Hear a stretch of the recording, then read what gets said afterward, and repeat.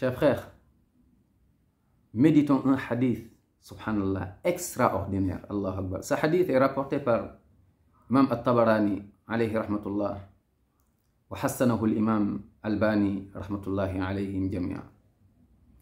Et ce hadith, subhanallah, il est extraordinaire. Le prophète sallallahu alayhi wa sallam dit, quand l'être humain meurt, quand il quitte cette vie, tu as rendu l'âme, c'est fini. C'est fini. Maintenant, subhanallah, tu es enterré. C'est fini le programme de dunya. C'est fini donc le travail. C'est fini les constructions, les business. Tout, tu laisses ça ici.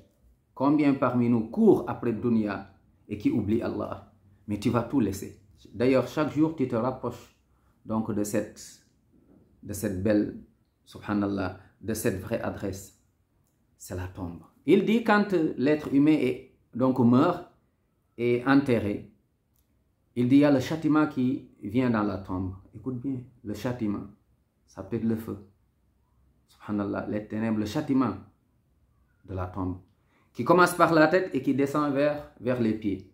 Le prophète dit sallallahu alayhi wa sallam, le châtiment donc vient vers la tête. إذا أتي أي بالعذاب من قبل رأسه دفعته تلاوة القرآن. Le Coran qui récitait, le Coran que tu méditais, le Coran que tu, mashallah, que tu donnais du temps, le Coran que tu vivais, subhanallah, le Coran que tu lisais, donc va repousser ce châtiment. Le châtiment ne va pas toucher, subhanallah, ta tête. Tu ne seras pas châtié dans la tombe.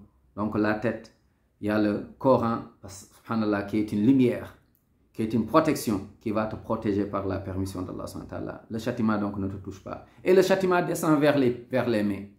Le prophète alayhi salatu salam dit, إِذَا أُتِيَ مِنْ قِبَلِ يَدَيْهِ دَفَعَتْهُ الصَّدَقَةِ. Dès que le châtiment descend vers les mains, subhanallah, il y a la sadaqa, l'aumône que tu effectues, que tu faisais, va repousser le châtiment. Allahu Akbar.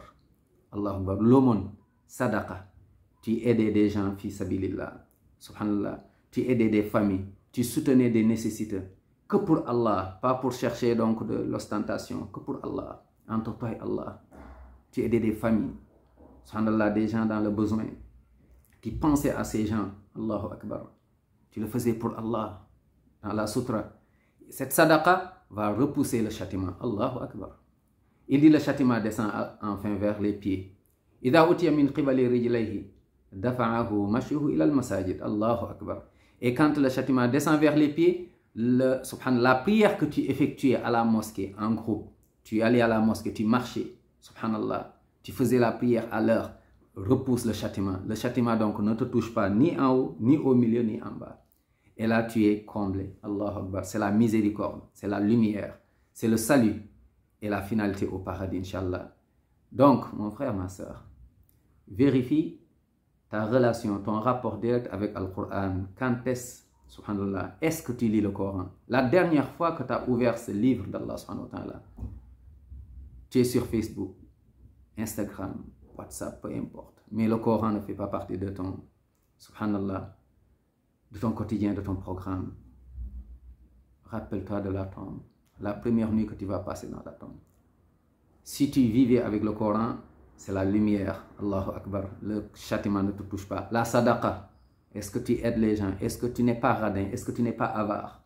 Parce qu'il y a des gens, subhanallah, c'est terrible. Donc la sadaqa. Et la prière à l'heure. Le premier rendez-vous à la mosquée, t'en es où? Beaucoup parmi nous ne vont même pas à la mosquée. Tu vois quelqu'un, un costaud, qui soulève des kilos et des kilos, plus de 100 kilos, mais qui n'arrive même pas à soulever la couverture pour se lever, aller prendre le plus haut en lui et le poser au plus bas, c'est-à-dire le plus haut sa tête, le front, le poser au plus bas par terre pour reconnaître le plus haut. Allahu Akbar.